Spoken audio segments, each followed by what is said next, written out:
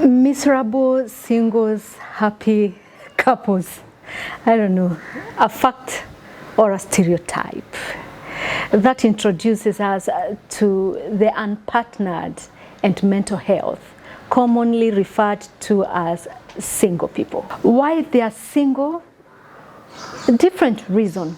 Probably an individual has never been partnered with anyone. They were partnered but separated. Once they were partnered and got divorced. Others are partnered because of death of a partner, and so they are a widow or a widower. Now, when they have to defend why they are single, that is when and where the mental health is likely to be compromised. The fact that they have to defend themselves. When they are asked the questions, are you married? Now, if the answer is yes, the conversation proceeds very friendly, comfortably. If the answer is no, and to the unpartnered person, the tone of the conversation changes. The following interactions become very uncomfortable, extremely awkward, and probably very judgmental. It takes a very sober, very mature person to appreciate a single person in the person they are without being judgmental about their marital status, if they are married, not married, or probably even at least in a promising relationship. These are very independent human beings. They don't care what you say. They don't mind.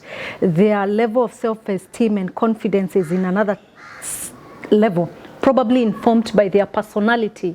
They have chosen to stay single to either pursue their goals or to have an opportunity to have casual relationships, not because they're incapacitated in any way to have or secure a partner for themselves. Wisdom of age. Time brings clarity, and you can't ignore. With age, maybe you are advanced in age and you have been there, you've had relationships and you've seen how they have gone along. Maybe you're separated or divorced or widowed, and you tell yourself you need to remain single because you need time, maybe to heal. Probably you do not want, because of the lessons, as I said, there is abuse in relationships that can leave somebody feeling I'm better off alone, at peace, other than be partnered and be anxious and depressed and stressed by a relationship.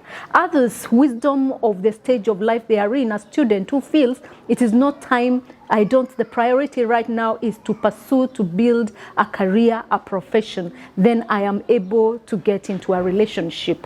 Thirdly, there are those people who just leave it and they love it. They don't care, they want that freedom to steer their ship without anybody interrupting. They don't want to be responsible or accountable to anybody. They love solitude, because to them they look at solitude as a resource that they use to restore, to reconcile with themselves. They don't know loneliness as much as they are alone. And also, there are those who live it and love it because they can choose whom they want to identify with, whom they want to engage with, whom they want to connect with. They know what it means to have transactional and relational relationships. So they know where to set themselves, how to come in and go out. So that space, they live it and they love it all themselves. Number 4, interpersonal constraints. There are people who find it difficult to find a partner. Look at single people who have children from previous relationships that either did not materialize or they did materialize, but they were not able to sustain the relationship. And so getting somebody to appreciate you and accommodate you with, in quotes, your baggage becomes difficult. Others are physically challenged or they're incapacitated in one way or another. And so as a person, it becomes very difficult to secure themselves a partner. I can't leave it without talking about self-sabotage. A number of us are good at self-sabotaging ourselves, where we underestimate our attractiveness. We don't even appreciate ourselves. How do you pass a better title than you have? If you can't love yourself, you can't appreciate yourself, you can't celebrate yourself. Whom do you expect to love you? Whom do you expect to acknowledge you? You know, we don't feel physically good. We don't feel like we are emotionally well. We don't feel like we can socialize, we can engage with other people. Where you sit back and you want to hide. Self-sabotage is one thing that has rendered a number of us to stay single. Yet if we stepped out from our cocoon, if we are able to fly and appreciate ourselves and see ourselves as likable and lovable, there are people out there. It's only that we have not presented ourselves.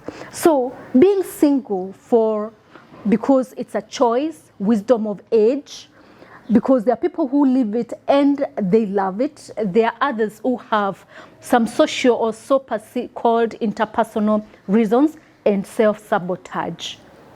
Which one is making you stay single? Be honest with yourself.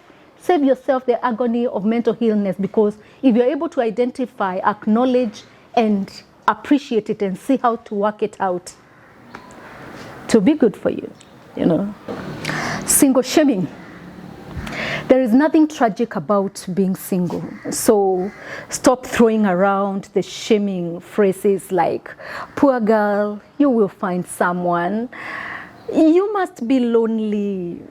Try stepping out and going for some friends' ceremonies, and probably you will find a partner there. We need to stop it. You don't know why somebody is single, what they have gone through to be separated of probably, or to be divorced, or even they are a widow. Unfortunately, I don't know if the statement is right, but I may pose it as a question for us to think through. Do you think women are more single shamed than men? Where a woman is found to be single at the age of 30, and she's perceived to be not a wife material anymore. She's old for marriage or to partner with somebody, the so-called amechapa. And the men are not looked the same, or probably the men are equally single shamed, where they are looked at as staying single because they are stingy, or they are selfish, or they are mama's boy. So maybe it is either way, or the two are in equal, they are receiving equal measure of single shaming. Think about it. Now, being partnered is not absence of loneliness. We need to differentiate, because there are people who are lonely even when they have partners, or they are friends, they have family members. So do not mistake and say an unpartnered person is lonely. We have very many people who are unattached, you know, but they know how to have fun. They know when to engage family, they know when to engage friends, and equally connect with them, yet remain untouched because of one reason or another that is known to them, and they appreciate it. So don't be deceived, you know, to think that single people have no one. In most cases, they have more than one important person in their life. They may look like they are single, but they have more than one person who is important in their lives. Don't underestimate the single people and overrate the partnered. I will confidently say that we need to look at singlehood as a transitional period.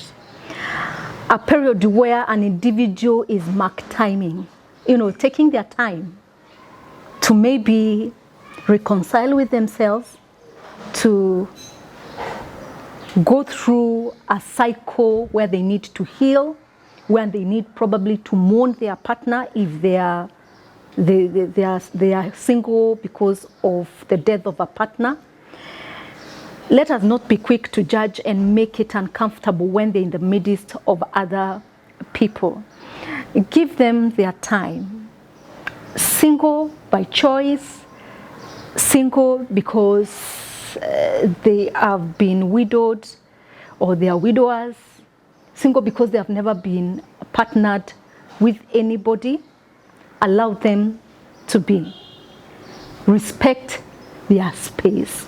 Appreciate them as human beings, because we have so many people who are partnered, but they are lonely and emotionally in pain, if not also physically in pain. And we have single souls, happy, peaceful, enjoying life, having fun, and probably a number of partnered people are admiring the unpartnered people. Be kind, be nice. Being single is not a tragedy. It's just a transitional period. Single or unpartnered and mental health, don't subject them to defend themselves. It is at that point their mental health starts being compromised.